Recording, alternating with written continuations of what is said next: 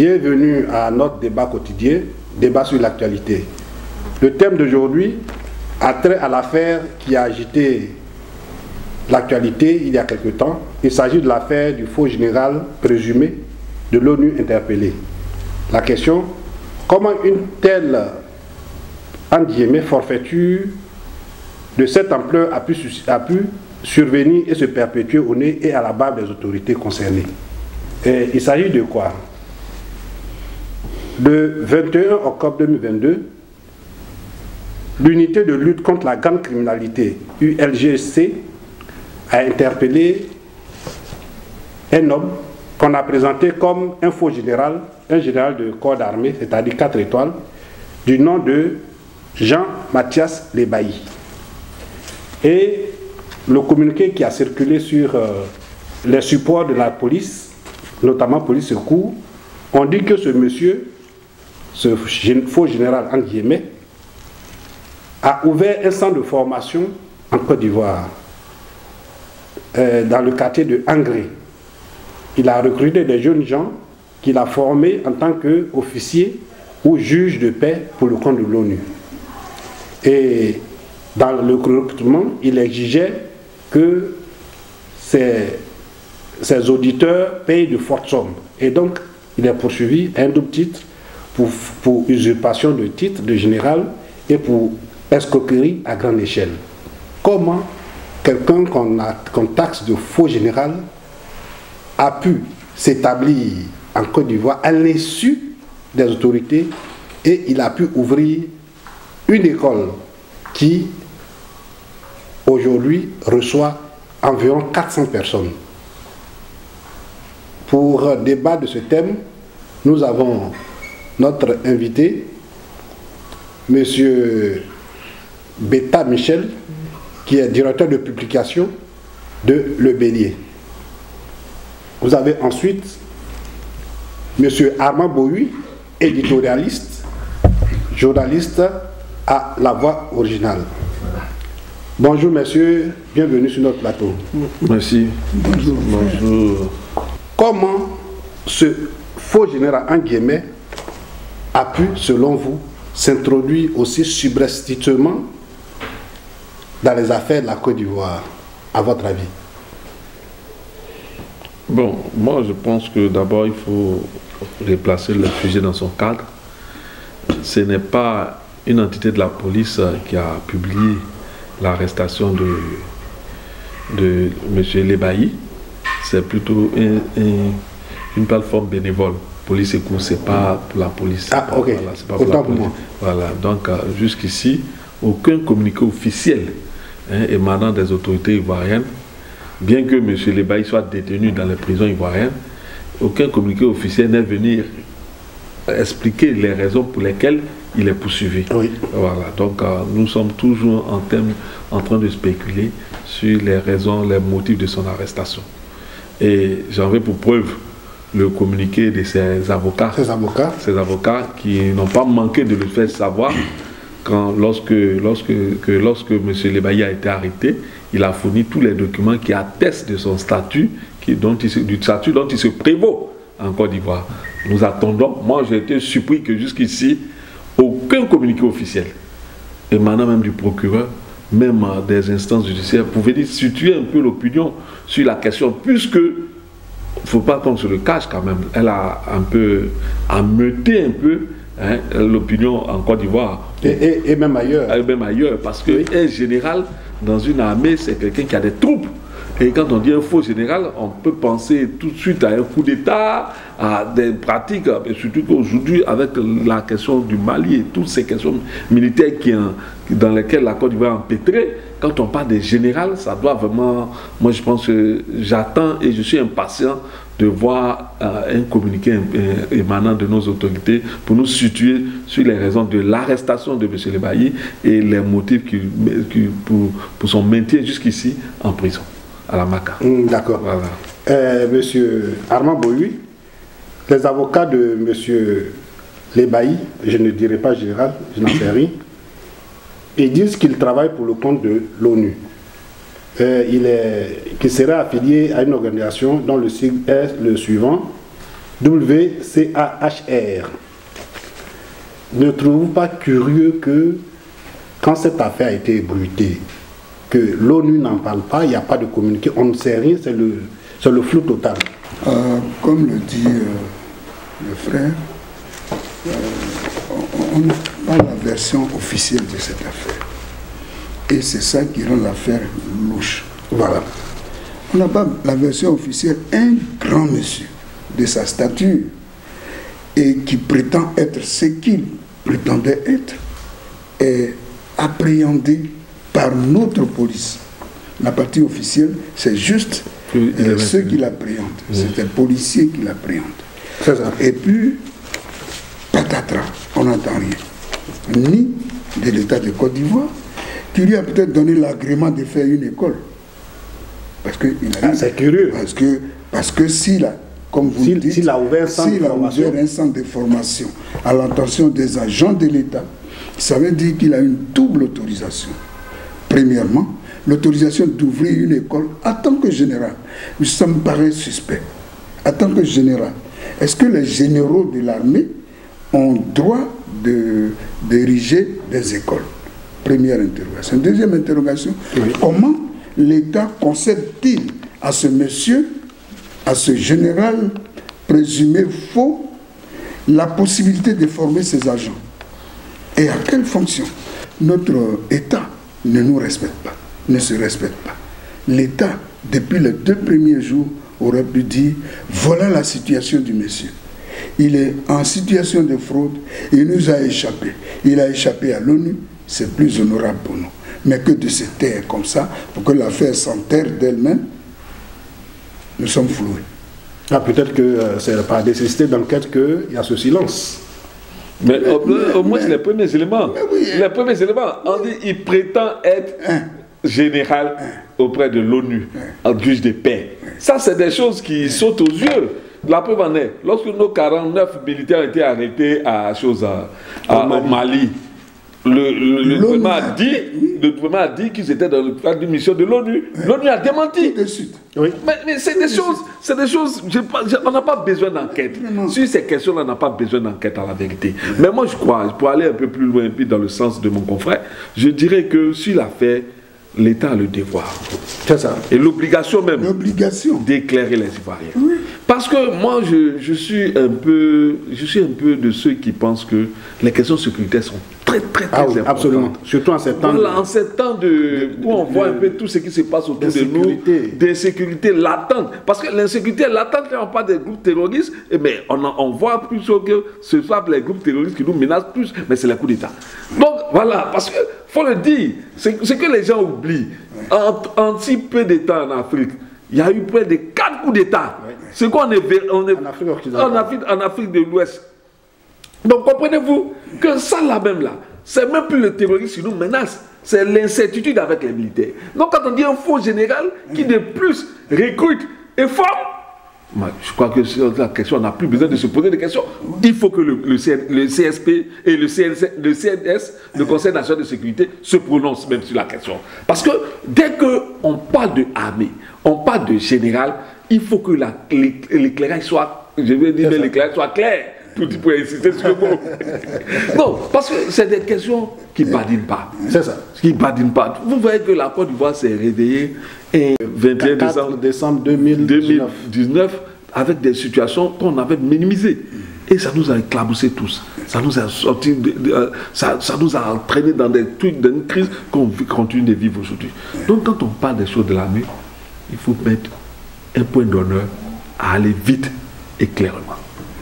Est-ce que c'est vrai que des Ivoiriens qui sont des agents de l'État... Non, c'est dans une vidéo qui circule. On dit pardonnez, s'il vous plaît, j'ai participé à une sortie officielle de leur troupe. En tant que journaliste, j'étais parti couvrir l'événement. J'étais là-bas ce jour-là. Ça fait même pas plus d'1 an. En présence du directeur adjoint de la police nationale.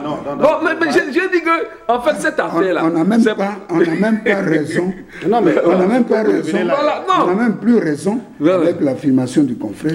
On n'a même plus raison de dire que le monsieur n'est pas connu de l'État. L'État s'est fait complice des activités. Je pourrais vous envoyer les photos que j'ai prises là-bas. L'État s'est fait complice des activités choses. Voilà, c'est ça.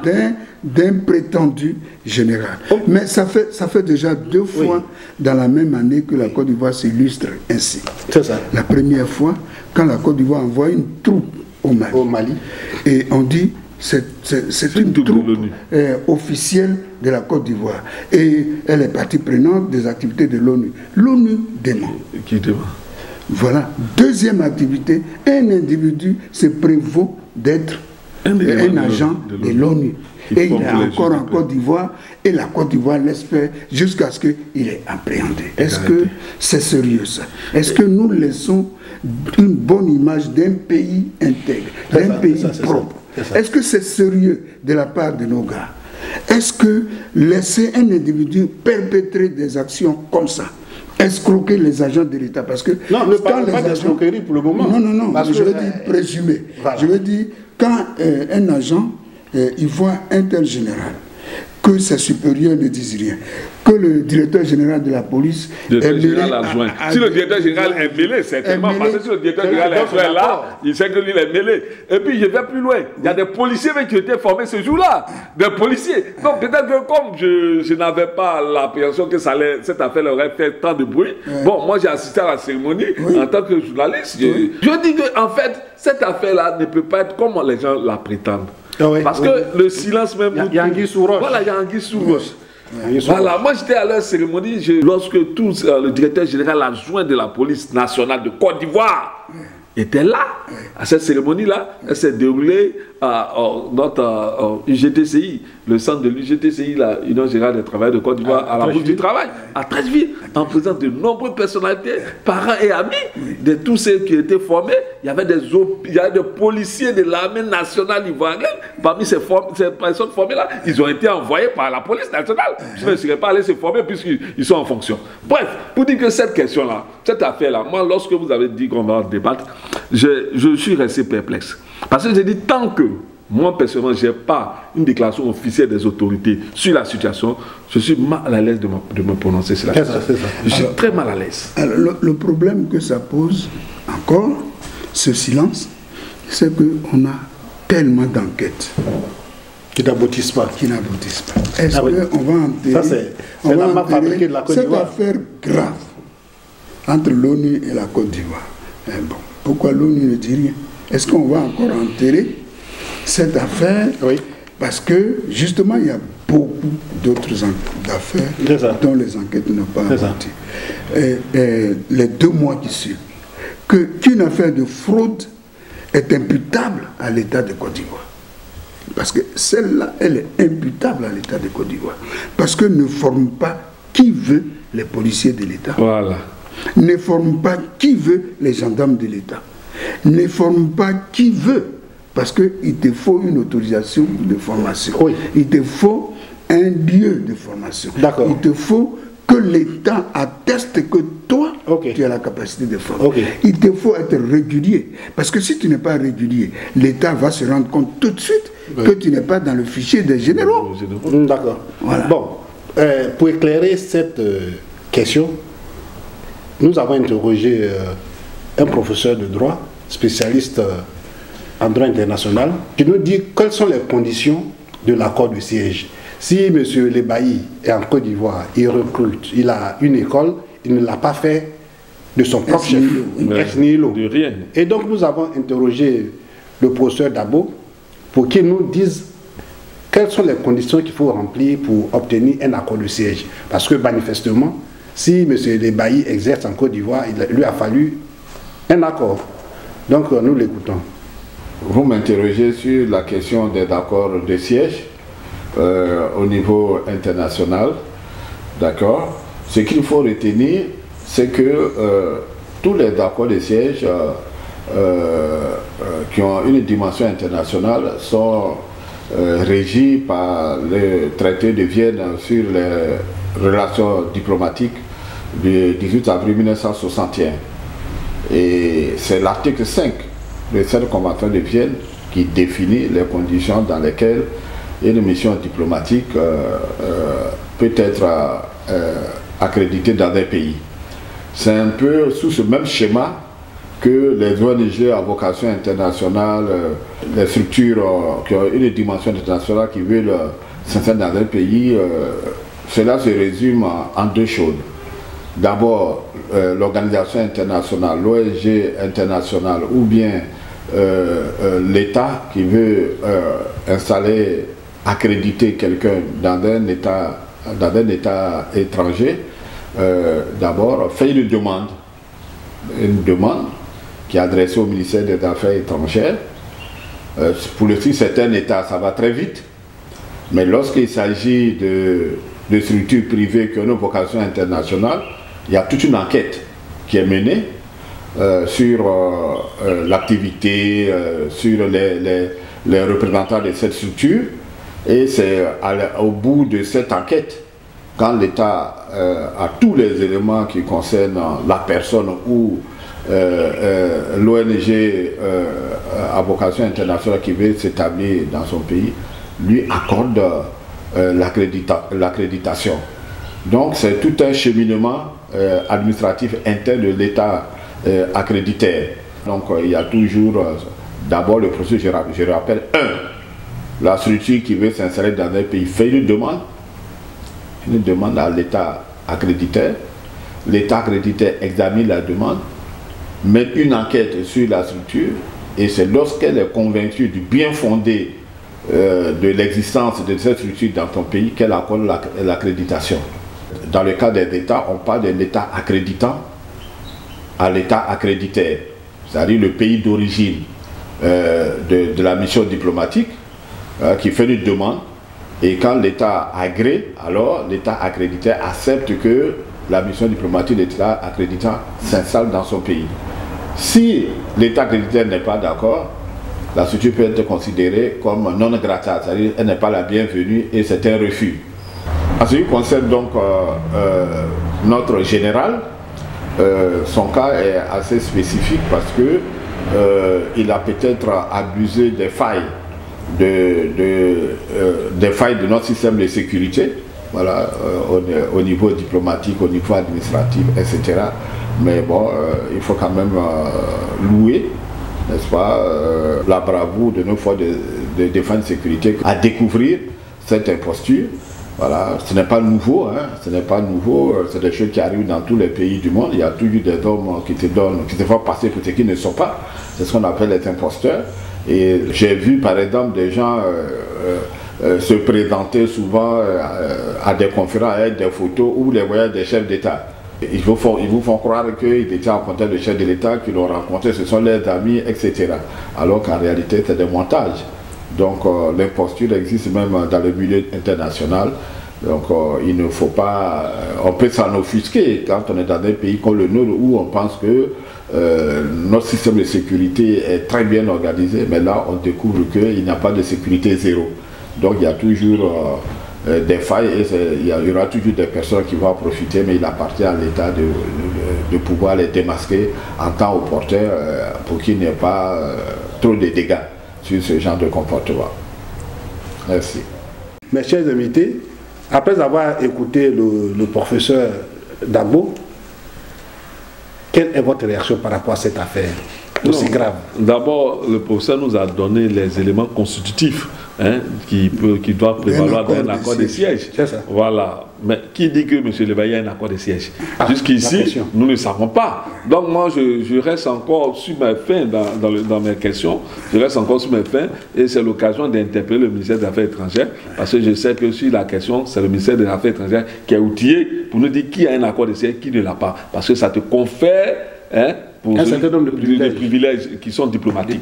Voilà, donc sur la question, je crois que maintenant la ministre Kandia Camara ou ses services doivent aussi nous éclairer.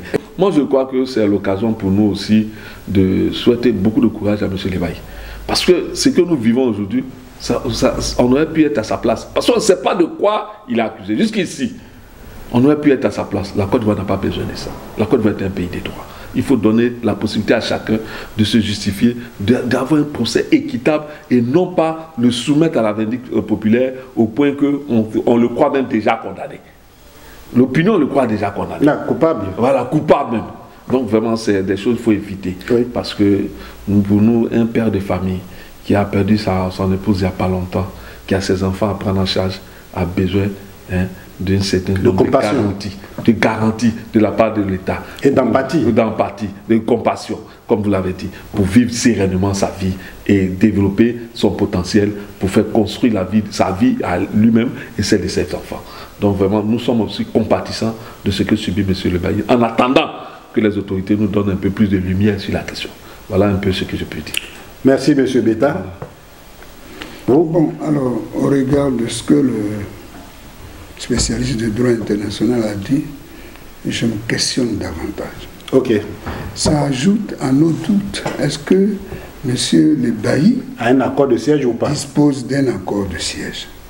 Donc, question plus. Et s'il n'a pas d'accord de siège, à quel titre est-ce qu'il dispose d'un accord de siège? Question plus. Je ne suis pas en mesure de répondre aujourd'hui. C'est ça. Voilà.